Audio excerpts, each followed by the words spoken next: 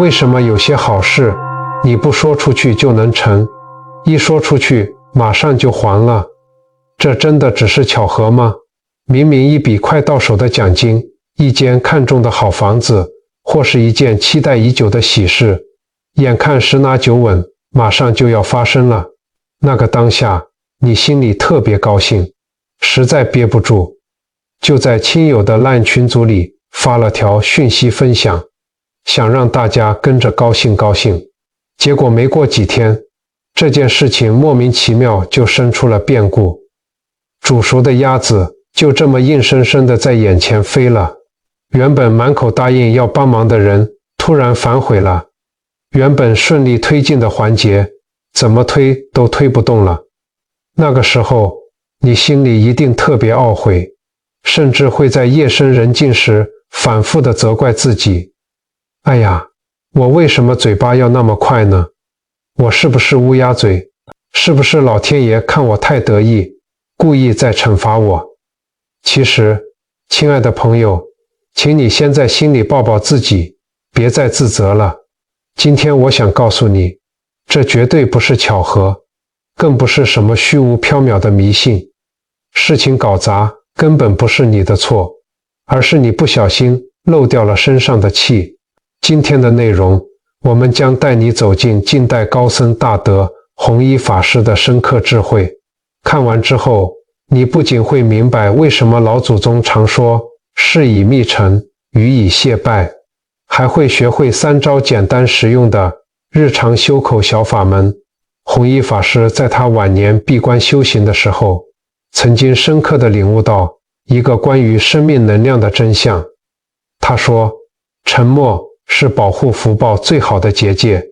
这句话听起来很玄，我们把它翻译成大白话，你可以把我们身上的福气、运气想象成炉子上正在慢火炖煮的一锅好汤。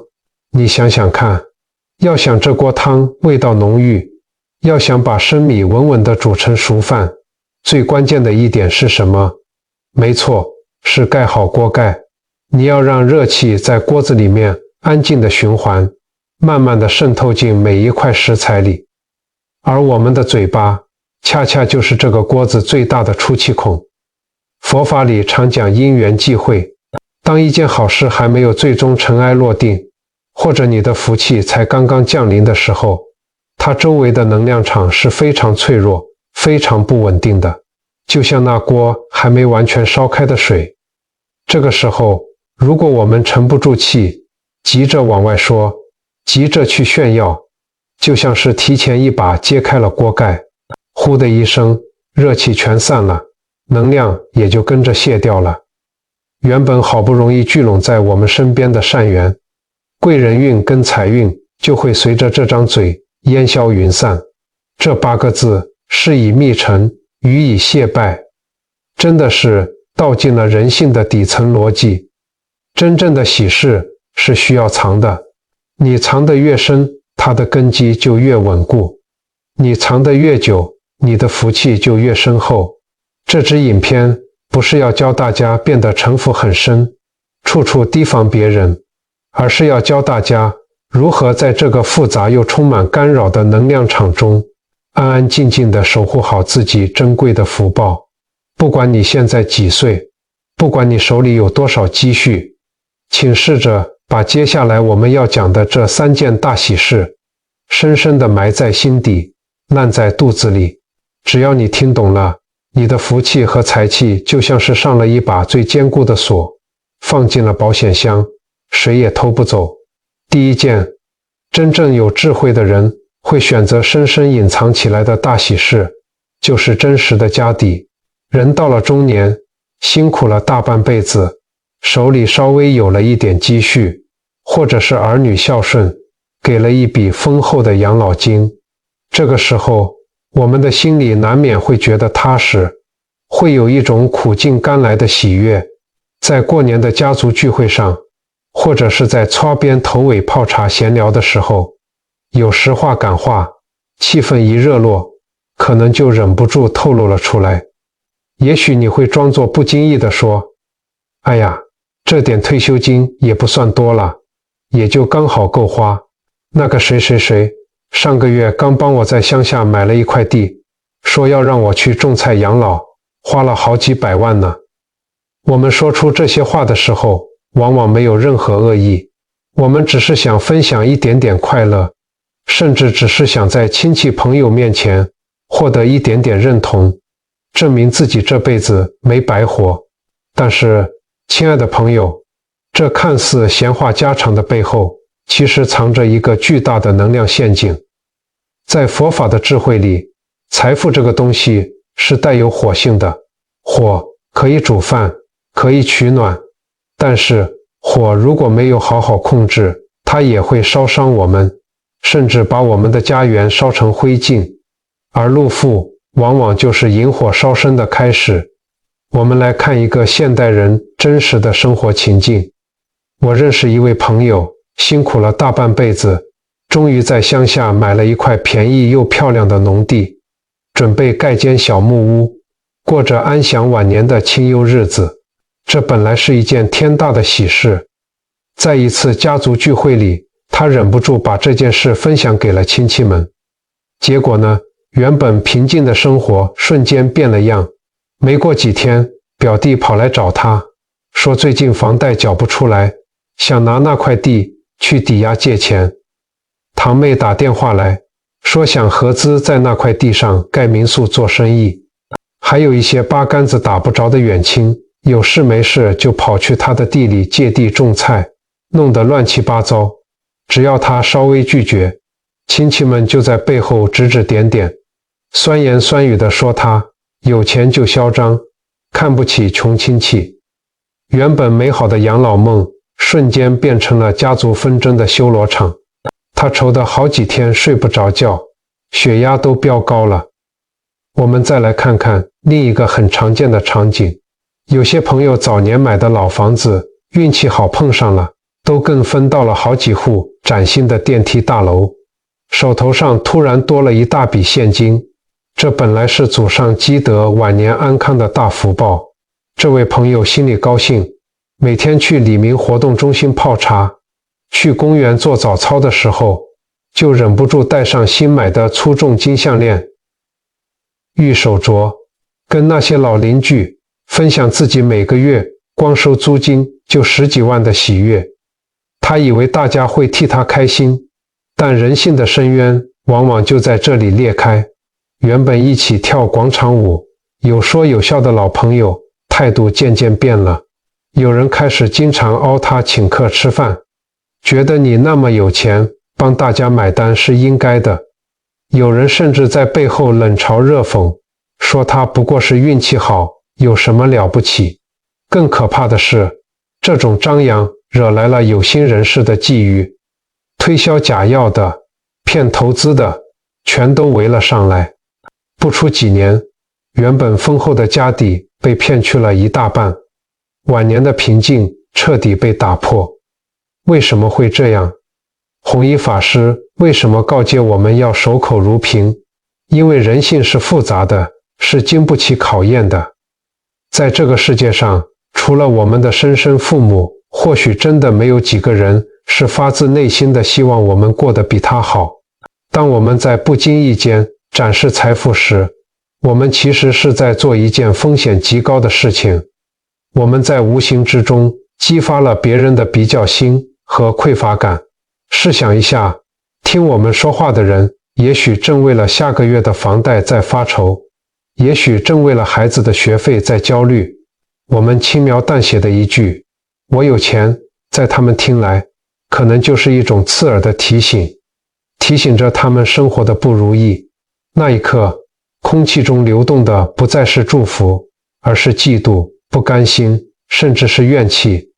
这股庞大的负能量会无声无息地冲击我们的磁场。这就是为什么很多人刚炫耀完赚了钱，紧接着就生病、破财，或者遇到借钱不还的烂事。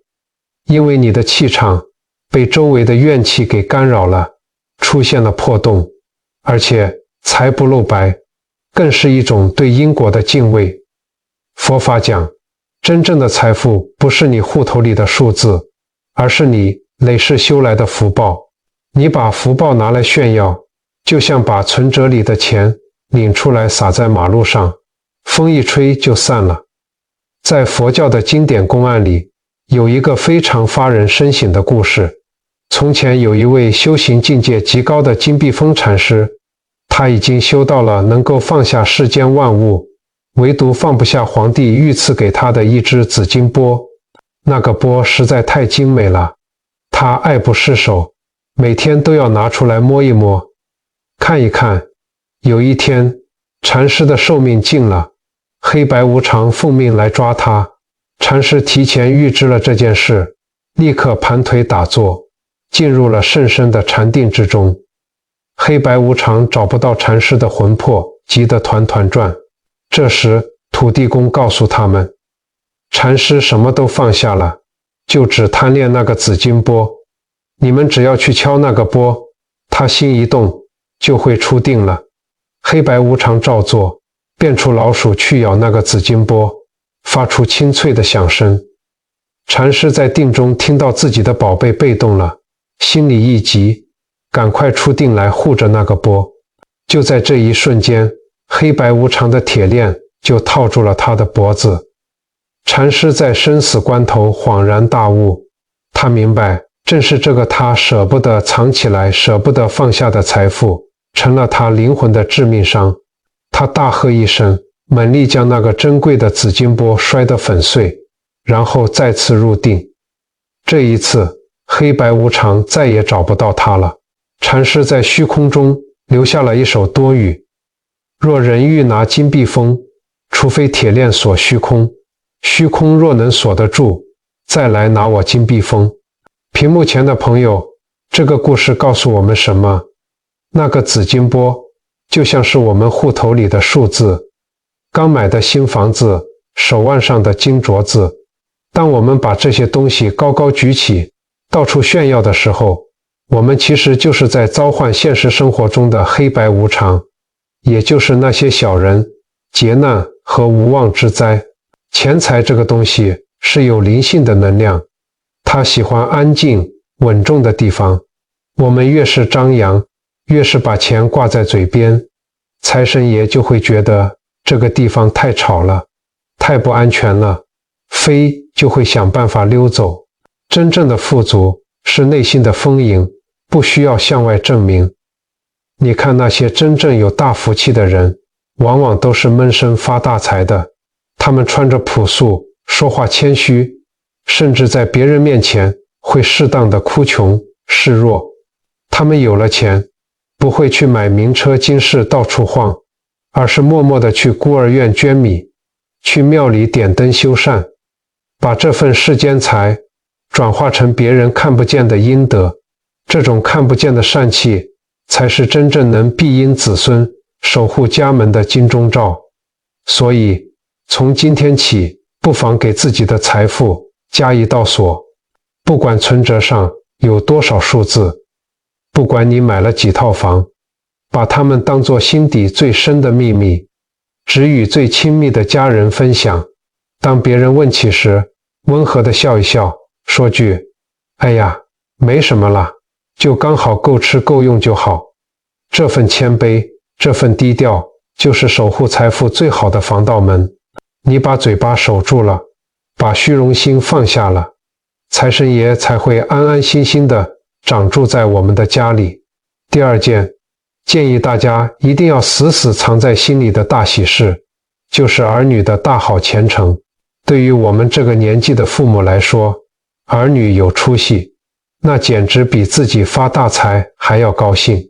孩子考上了公家机关的铁饭碗，孩子在科技大厂升职加薪，孩子找了个好归宿，那种做父母的喜悦和骄傲，简直就像火山爆发一样，恨不得拿个大喇叭跑到街上告诉全世界。这是人之常情，做父母的哪有不盼着儿女好的呢？但是，亲爱的朋友，为了孩子好，我们一定要忍住。弘一法师常提醒世人，人不可太盛，盛极必衰，物极必反。当我们过度炫耀子女的成就时，其实是在无形之中疯狂消耗着孩子的福报。为什么这么说呢？我们来看一个很真实的现代例子。有一位妈妈，她的儿子非常优秀，好不容易在一家顶尖的科技大厂拿到了外派海外当主管的机会，薪水翻了好几倍。这位妈妈高兴坏了，隔天去传统市场买菜的时候，逢人就说，在 LINE 的亲友群组里，更是连发了好几张早安图和喜讯，大肆宣扬儿子的成就。结果消息一传开，麻烦就来了。八竿子打不着的远房亲戚突然热络起来，有人打电话来，要这个儿子帮忙把自家不学无术的小孩也弄进大公司。有人甚至要求，既然出国了，顺便把亲戚的小孩带出国去见见世面，包吃包住。这个儿子刚到海外，本来就要适应高压的工作环境，面对这些排山倒海的人情压力，他根本无力招架，拒绝了，长辈就骂他不孝，看不起人，答应了，又影响自己的前途与生活。最后，这个孩子承受了极大的心理压力，陷入了自我怀疑的焦虑中，差点崩溃辞职。再说一个在我们生活中经常看到的场景，有些妈妈去发廊洗头的时候，总喜欢在邻座之间大声炫耀自己女儿的婚事，说未来女婿是个大医院的主治医师，男方家里多有钱，聘金给了多少，还在市区买了几百平的大豪宅。他发丝飞扬地说得眉飞色舞，却没有注意到旁边为他洗头的助理小妹正为了下个月的房租发愁，旁边坐着的其他太太，家里的孩子可能还在为了找工作四处碰壁。这些听众表面上附和着说恭喜，心里却满不是滋味。结果就在婚礼前夕，这对原本恩爱的小年轻突然为了婚宴的桌数、挑选婚纱的小事大吵一架，吵到差点解除婚约。亲爱的朋友，这就是一个残酷的真相，周围人的嫉妒和所求是有毒的，这在佛法里叫做共业。当你在众人面前大肆炫耀的时候，你就把孩子拉进了一个充满嗔恨心与嫉妒的无形漩涡里。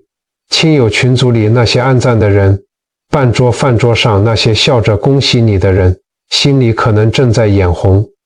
凭什么他家孩子那么优秀，我家孩子就这么倒霉？哼，爬得高摔得重，看他能得意多久。这种恶意的念头虽然没有说出口，但它会形成一种无形的阻力，干扰孩子的运势。佛法里有一个很重要的概念，叫做回向。我们做父母的，看到孩子有成就，最应该做的不是去炫耀，而是在家里扫地、洗碗，做家事的时候，在心里默默地念一句佛号，把这份欢喜和功德默默地回向给孩子，保佑他们在新的环境里平安顺遂，遇到善贵人。可是，如果我们到处炫耀，就是在给孩子招惹是非，帮孩子招惹小人。孩子在外面打拼本来就不容易，充满了竞争和压力，我们怎么能忍心再往他们的背包里塞石头呢？而且，从能量的角度来看，过度的赞美其实是一种捧杀。当所有人都知道你的孩子优秀时，无形中就给孩子架上了一个高台，他不敢失败，不敢犯错，因为所有人都盯着他，都在等着看笑话。在佛教历史上，有一个非常有名的真实故事。佛陀有一个唯一的亲生儿子，叫做罗菲罗。你想想，身为佛陀的骨肉，这地位有多高？走到哪里都有人捧着、敬着。但是，佛陀是怎么教育罗菲罗的呢？佛陀没有让他享受任何特权，也没有到处宣扬自己儿子的聪明才智。相反地，佛陀要求罗菲罗必须像大地一样，别人把香花洒在地上，大地默默接受；别人把脏水粪便泼在地上，大地也得默默承受。佛陀教导罗菲罗修持密行。什么是密行？就是默默的修行，默默的忍辱，绝对不张扬自己的身份，不炫耀自己的功德。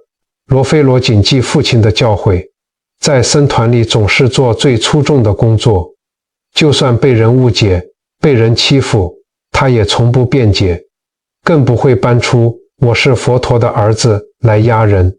最后，罗菲罗在佛陀的10大弟子中成为了密行第一，修成了真正的阿罗汉。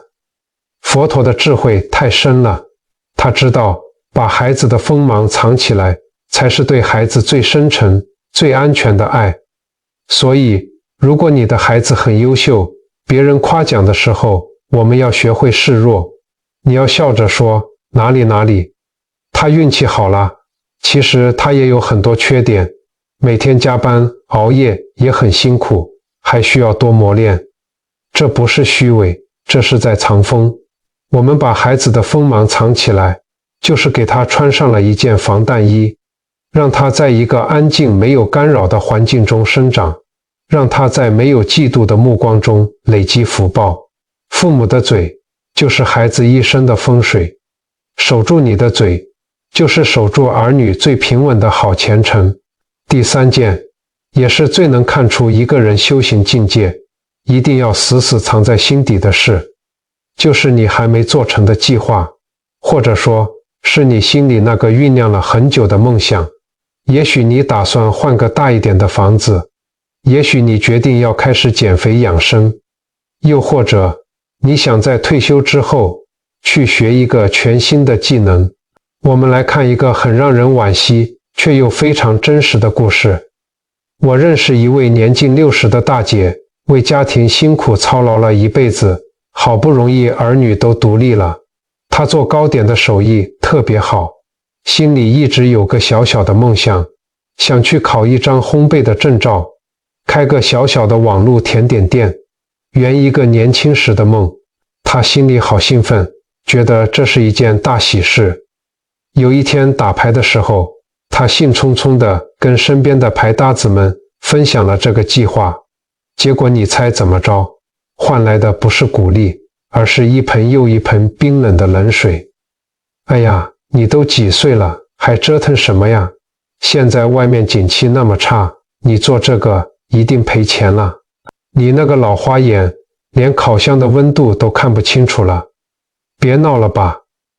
这些冷言冷语就像一根一根的针，直接刺破了他心里的热情，结果连烤箱都还没去买，这个美好的梦想就胎死腹中了。我们再来看另一个有关健康的例子。有一位大哥去做体检，发现自己血脂偏高，他下定决心要开始吃素100天，帮自己积福也调理身体。这本来是大好发心，但他一回到家，就在亲戚聚餐的饭桌上大声宣布，我从今天开始要吃素了，你们别给我加肉。这话一出，麻烦就来了。原本不会特别劝酒劝肉的朋友，突然都来了兴致。这个说吃一口肉没关系啦，佛祖在心中做就好。那个说你这样营养不均衡，老了会骨质疏松。在众人的起哄和压力下，这位大哥碍于面子，夹了一块肉吃下去。就这样，发愿不到1天就破功了。他心里充满了挫败感，再也没有提过吃素的事。为什么会这样？为什么事情还没做成，就先说出来，往往最后都会泡汤？弘一法师在修行时非常讲究止语，他知道语言是会耗散我们身上的精气神的。佛法里常说护法与魔考，当你在心里默默发下一个善愿，准备去实践的时候，虚空中的护法神会默默地保护你。可是当你得意洋洋地到处宣扬，这种张扬的心态就会引来傲慢。护法神一离开，那些无形的冤亲债主，也就是我们说的魔考，立刻就会化身成身边泼冷水的朋友，找麻烦的亲戚来考验你的定力。一个人要想做成一件事，需要聚精会神，需要心里憋着一股劲，这股劲就是我们常说的心气。当我们逢人就说我打算做什么什么的时候，在说的过程中，我们的大脑会产生一种错觉，好像我们已经做成了，我们提前享受了别人惊讶或者赞叹的快感，心里那股憋着的劲儿一旦卸掉了，你的行动力就弱了。这就像是一颗充饱气的气球，气放光了就再也飞不起来了。更可怕的是，这世上有一种无形的力量，叫做阻力法则。当我们大张旗鼓地宣扬计划时，我们其实就是在召唤阻力。有人会来泼冷水，有人会来唱反调，有人甚至会因为嫉妒，故意给你使绊子，制造麻烦。原本只要安安静静就能顺利推进的事情，被大家说着说着，磁场就乱了，事情也就跟着告吹了。在佛教的历史上，有一位赫赫有名的大宗师达摩祖师。当年他从遥远的印度来到中原，带着普度众生、传播禅宗的宏大愿望。这是一个多么伟大、多么惊天动地的计划啊！但是达摩祖师到了中原之后，有没有到处去敲锣打鼓，宣扬自己要开创一个多么了不起的宗派？有没有到处去跟人家辩论自己的佛法有多高深？完全没有。他选择走到少林寺后山的一个山洞里，面对着一面冰冷的石壁，盘腿坐了下来。这一坐就是整整9年。达摩祖师为什么要面壁9年？因为他知道，在时机还没有成熟，因缘还没有具足之前，任何的张扬和急躁都会耗散自己的能量。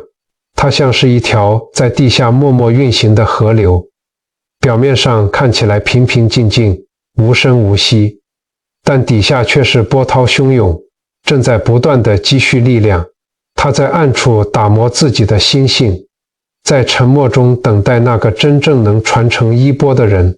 直到9年后，因缘到了，他不鸣则已，一鸣惊人，最终成为了中国禅宗的初祖。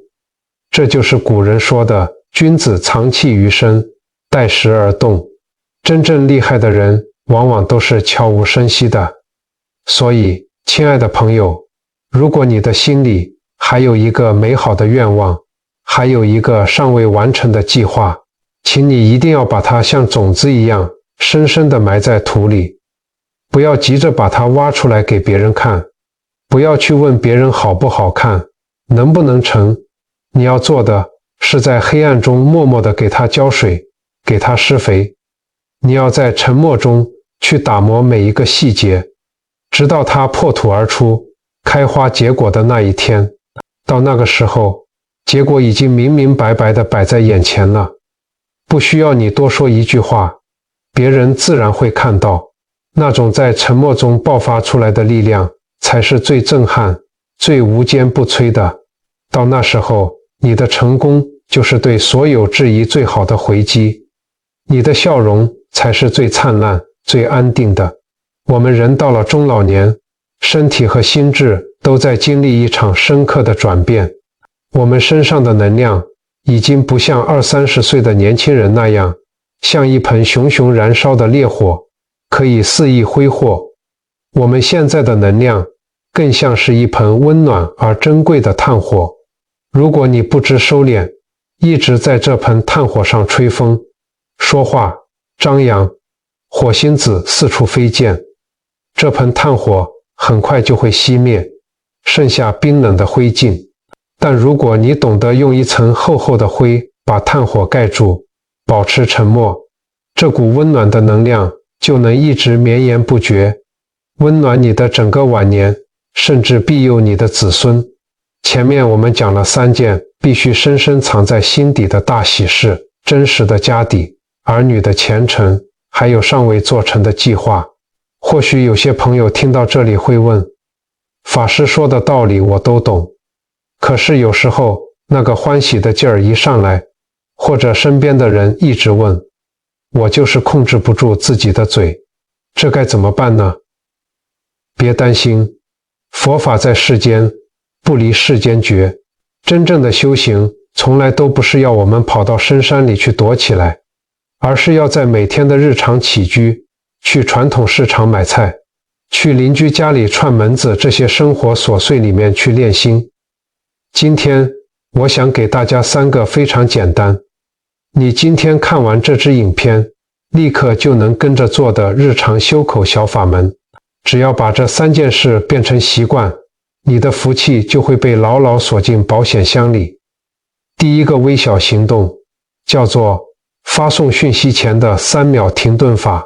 现在的手机太方便了，群组响个不停。当你遇到一件开心事，拍了张照片，或者打好了一段文字，正准备按下发送键传到朋友群组里的时候，请你先暂停一下，在心里默默地数1、2、3，在这3秒钟里问自己一个问题：我发送这条讯息是为了让大家开心，还是为了满足我心里那一点点想炫耀的虚荣心？这句话说出去是会结善缘，还是会招惹怨气？只要你察觉到自己有一丝丝想要显摆的念头，请你立刻把这段文字删掉，把手机放下。这个小小的停顿就能帮你切断虚荣心的业力，保住你当下的福报。第二个微小行动叫做遇到赞美时的太极示弱法。我们不可能永远都不跟人打交道，逢年过节，邻居亲戚聚在一起吃半桌喝喜酒，总会有人来夸奖你。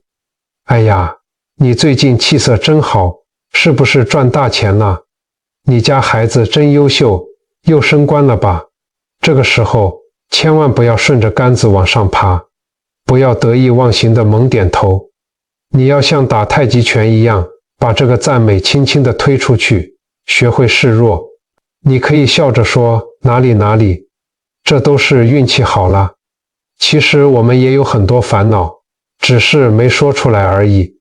还是你们家比较踏实，平平安安就是福。你看，你把姿态放低了，别人的嫉妒心就升不起来了。你越是把光环让给别人，你自己的磁场就越安全。这在佛法里就是一种慈悲。你不让别人起烦恼心，别人自然就不会来干扰你。第3个微小行动叫做睡前3分钟的止语观心法。这是我自己每天都在做的练习，非常受用。到了晚上，准备睡觉前，不要再看手机了，坐在床沿或者安静地躺在床上，闭上眼睛，给自己3分钟完全安静的时间。在这3分钟里，什么话都不要说，甚至在心里也不要跟自己对话，就只是静静地回想一下，今天一整天自己说过了哪些话，有没有哪句话说得太满了，或者不小心泄露了自己的底牌。如果有，就在心里默默地忏悔，告诉自己没关系，明天我会更注意。这3分钟的止语就像是给大脑和灵魂洗了一个澡，把一整天沾染上的浮躁之气全都洗干净，让你的心气重新沉淀下来。心定了，福气自然就聚拢了。屏幕前的朋友，人这一生其实就是一场修口的旅程。年轻的时候，我们拼命学说话，以为口若悬河，能言善道才是本事。年纪大了，经历了人生的起起落落，我们才终于明白，学会闭嘴才是真正的大智慧。弘一法师修了一辈子的止语，他用沉默修出了一颗清净无染的心，也修出了流传千古的福德。他用一生在告诉我们，世间的很多话说出来是惹祸，咽下去才是福。从今天起，试着做一个沉默而有力量的人吧，守住你的财富，守住儿女的福报，守住你心中那个还没发芽的梦想，把那些想炫耀的话咽回去，把那些想显摆的冲动压下来。当你学会了藏，你会发现你的心变得更安定了。你不再需要活在别人的眼光里，不再需要用别人的掌声来证明自己的价值。你的内心会自然而然生出一种强大的力量，那是一种手中有粮，心中不慌的底气。这就是天机，这就是你开始改命的起点。如果你听懂了今天这份关于沉默的智慧，如果你也想好好守住自己好不容易修来的福气，我邀请你现在就在这支影片的留言区写下这4个字：守口守福。这4个字是一句美好的祈愿，也是一道强大的封印。当你亲手打下这4个字的时候，你就已经为你的福气库加上了一把最安全的锁。你也同时把这份安定的力量回向给了所有看到这支影片的人。如果您觉得今天的分享让您的心灵获得了平静与力量，恳请您轻点一下订阅按钮，并将这份智慧分享给您身边在乎的亲友。您的每一次关注和分享，都是我们在这个喧嚣世界中继续传递善念与正向磁场的最大动力。愿你从今往后闷声发大财，低调享清福。愿你心有山海，静而无边。感恩我们今天的相遇，我们下期影片再见。